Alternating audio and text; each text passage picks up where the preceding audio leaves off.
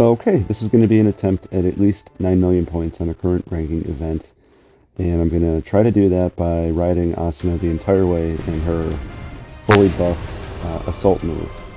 In addition to having her always plus 30% magic attack and plus 60% critical damage because of her Imaginariums, we're always going to have the boss, or as much as we can, have the boss debuffed 20% for magic attack. To start, I've been doing the Ronnie strat. With Kirito, you can see if you try to stay with him, he's going to kind of lose a turn. So we're going to charge.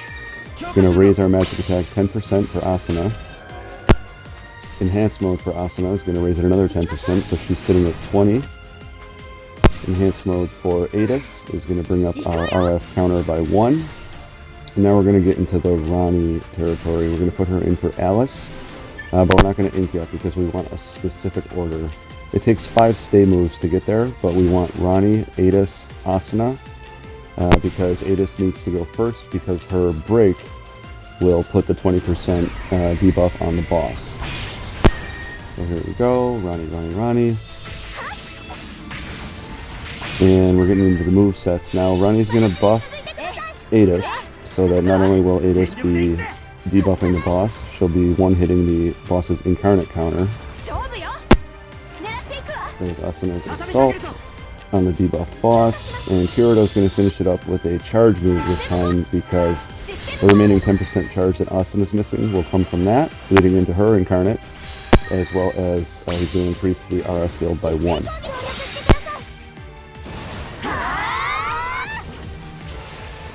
It's going to leave us with 3 characters left for the second half of this first part. We're going to get a free turn here out of Sheta, but we're looking ahead to Kirito after the boss gets his moves.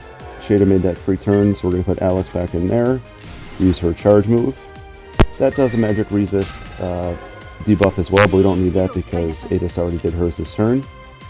But now that we have the incarnate up, we're going to use Asuna's incarnate. That was only 4 RF, but it was plus 30 magic attack and plus 60 on the critical. So here she goes. I mean, between the incarnate, the assault, and then the Eydis assault, that's about 1 million damage right there. I like to end the first round right about 1.6 million, which we are right here. Sometimes it's higher, sometimes it's lower. Boss is going to get his turn. This is the moment of truth. Every time we need him to hit Eydis on the second one of his attacks, and he actually hit her twice, which is awesome. That's going to free up the first move here, which is the charge move from Alice, which is also the magic attack debuff on the boss. Active link here. Fingers crossed, we need crits this whole time from Asuna, basically, is what we need. Kirito's charge, not a crit. Kirito's charge was already buffed from the Sheta buff that we used from the free turn in the beginning. I guess Kirito got a crit, that's okay. Let's see what we can do. Decent. 2.2. And because Eydis took the first hit there, not only were we able to do our incarnate raises the way we wanted, it doesn't push Kirito back, and I like him here to always be the one that uses his ink. Oh, I don't like this order though. It's got to be the order that we talked about. Kirito, or I'm sorry, it has to be, I always like to have Eydis before Asuna, because there's not currently that 20% debuff. I got pretty good at switching the characters around to get people in where I like them. You might have to play around with that a little bit, but I'm going to get what I want right here. Kirito, Eydis, then Asuna. Kirito's incarnate move raises the magic attack to maximum again. We already had it, but it's going to refresh the buff. Because he raised magic attack, we're going to go into his damage move instead, rather than raising his RF right now, because I also want to refresh Asuna's critical. So we'll have her again riding fresh on magic attack and critical.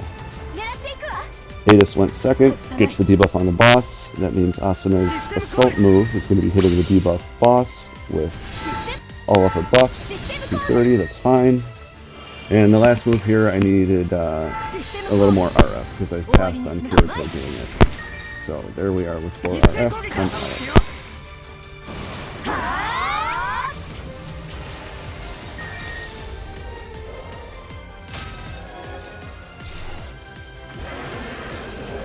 Alright, back to square one. We need him to hit Eydis. He did the first time, which usually means he doesn't the second time. And he hit her again.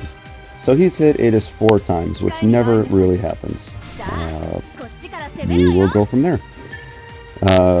Again, we always want Alice to go first when we're raising our incarnate, because her debuff will affect Asuna's hopefully critical move. Charge move gets buffed. Oh, we got the debuff. Another sort of moment of truth. I'm going to get Kirito in here for the special link.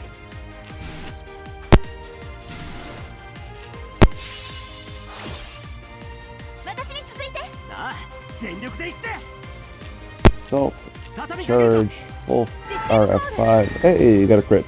That is beautiful. Can he get a crit? No. Not at all.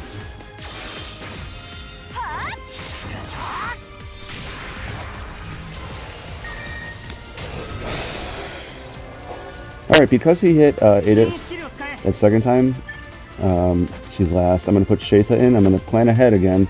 I'm going to buff Kirito for down the line, because every other move he has until I need him to do his charge is going to be part of someone else's incarnate, so he's not going to be wasting his buff.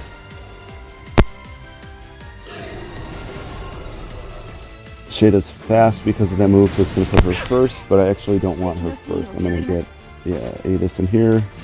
Perfect order, that's what I want. Incarnate, Eydis debuff, then we can do some attacks.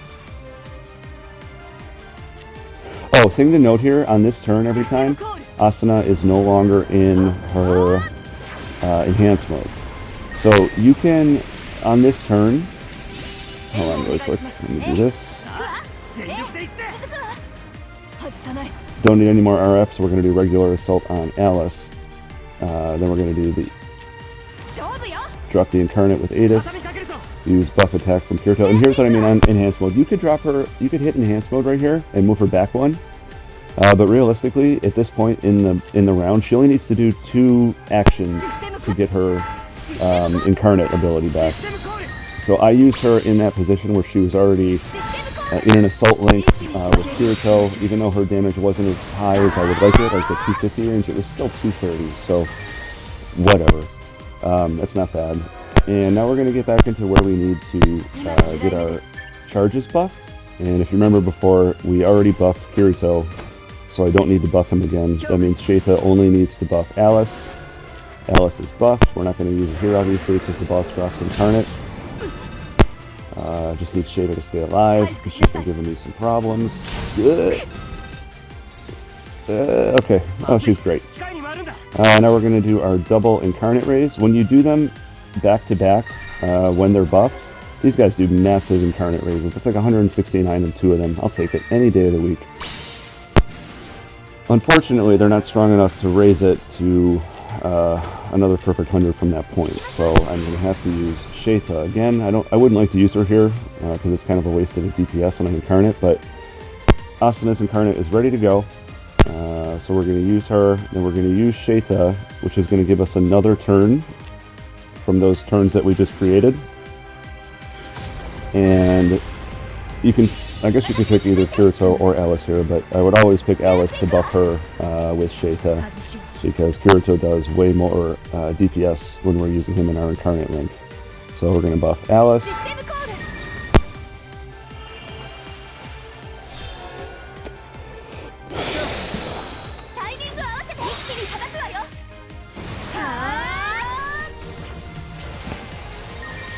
Okay, this is a good situation.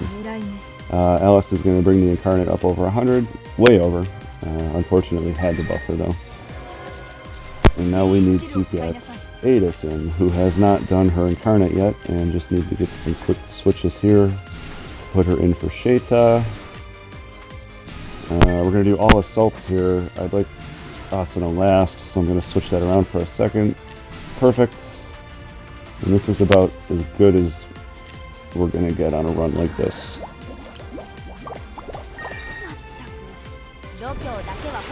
And finish this up. Assault, assault, assault.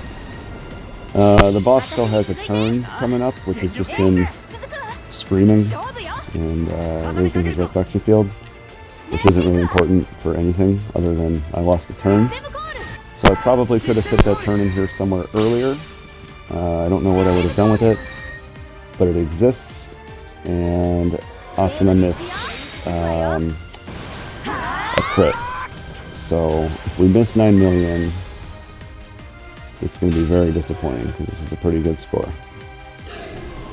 Ah! That's my impression of the boss. Alright, let's see what we got.